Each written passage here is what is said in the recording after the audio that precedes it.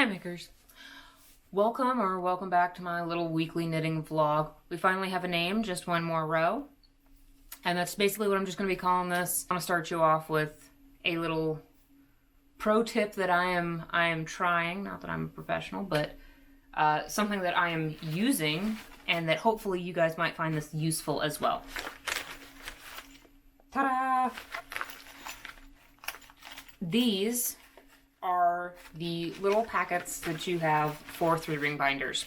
They're zipper pouches. I have a little window in the front. I found at least those 3 at a dollar store. The other 2 I already had. But what I've done is I've taken my circulars and put them inside of here.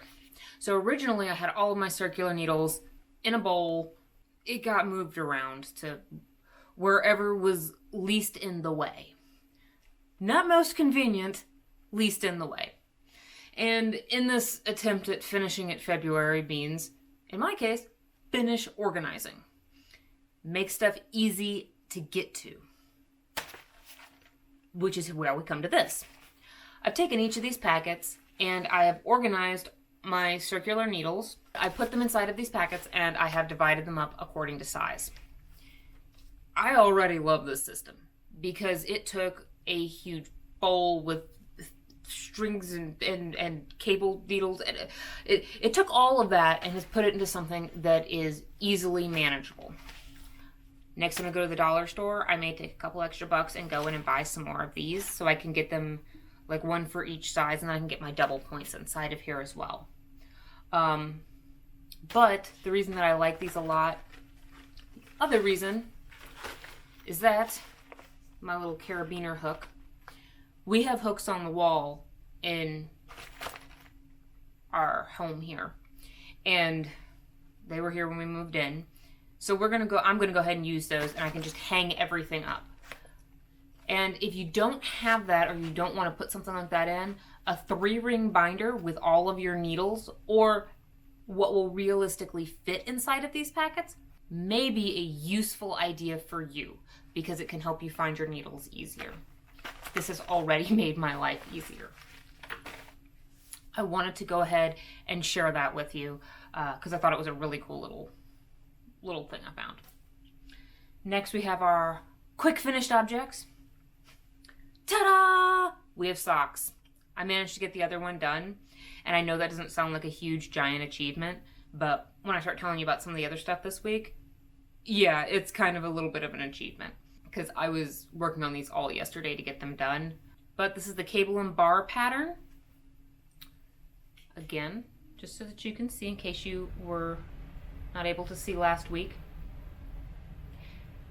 Very simple pattern. Just go in and take a look at the resources I've listed. I'll list them. They were listed last week, and I'll go ahead and put them down below again because I have some other stuff coming up with socks.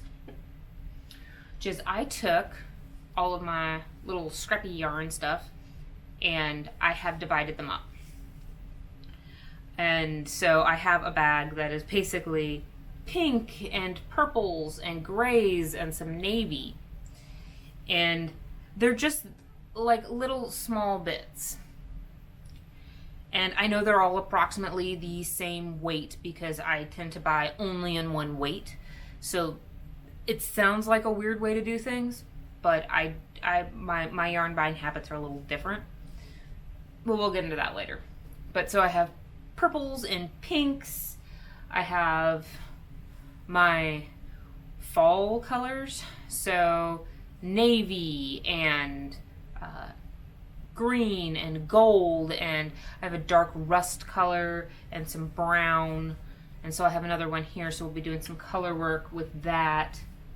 And then I have this that is like the one skein plus 10 grams of just a super dark, really fuzzy purple. And I like this yarn, but let's get some color going. Also so that you guys can see what I'm making.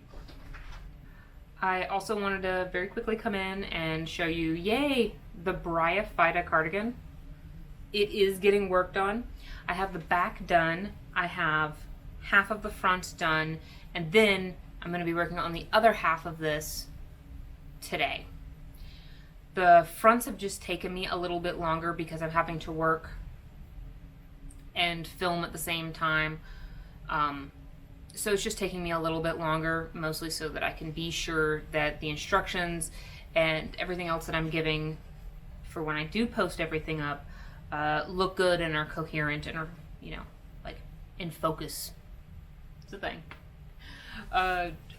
Also, very quickly, I have 2 other finished objects. See what I was saying about this being a little bit of an achievement? Both of these go with the Bryophyta cardigan, and both are made in a Cascade Superwash Merino worsted weight yarn. I had 1 skein of this, so I was like, okay, finish it February. You use the yarn or help it find a new home. That's what I'm trying to do. And I decided I wanted to go ahead and use it because it's really nice and super soft, and I like it a lot. So let's start here. This is a hat with just the moss ribbing stitch. You guys a good chance to see that. It's done in a really nice red color. And I did have 2 rows down here in a contrasting, like a charcoal. Unfortunately, I don't have the tag for what the charcoal yarn was. So it is just a random amount of charcoal yarn. But I really love this thing. It is a little bit on the floppy side, but I really love my hats that way. So to me, this is perfect. And I have been wearing this all the time. So super happy with it. I've been working on writing up a pattern for it, and I'll be getting it out hopefully with some of the Bryophyta with the cardigan. So if you wanted to totally match, you could, because we also have a cowl. As you can see here, it's the same moss ribbing pattern. I will probably remake this a little bit taller, but try to choke myself. It's a basic cowl, really simple. I would probably make this not quite as large in circumference and taller, so both smaller and larger, I guess. But it's also done in the same kind of superwash merino, so it's very comfortable. So that's what's going on there. Love that. And upcoming, I have gotten distracted. I'll be very honest. Stick with me for a second, because this is going to take a little bit of an explanation. First, for those of you who don't know, I happen to like silent movies. I think that they're really interesting, especially ones from the 1920s, because you get to see a lot of really interesting film techniques, and at an age when people, like, nobody told you couldn't do it. People just went out and filmed, and it was new, and it was weird, and it was different, and it was experimental, and I find it very inspiring because you have a whole grouping of folks who are on the cusp of new technology, and nobody told them that they couldn't do something, so they just did it. I did watch an interesting silent film that Salvador Dali was involved with in writing and directing, and I'll pop some more information down below. It's called the Andalusian Dog in English. I do not know how to pronounce it very well in French. I don't know enough about Salvador Dali's works to be able to catch some of the other like meta references in there, because I know that they exist. At the end of the film, there is a young man in a very interesting looking sweater vest that is, oh my gosh, so 1929, which makes total sense because this was in fact made in 1929. And I looked at it and I was like, oh, that's really pretty. You know, I think I need this in my life. I've been trying to catch some stills, and I have a few to work out how this sweater was made. So I've been a little bit distracted by that. Over the next week or two, I'm going to do some more homework and see what I can find, and then I'll let you guys know.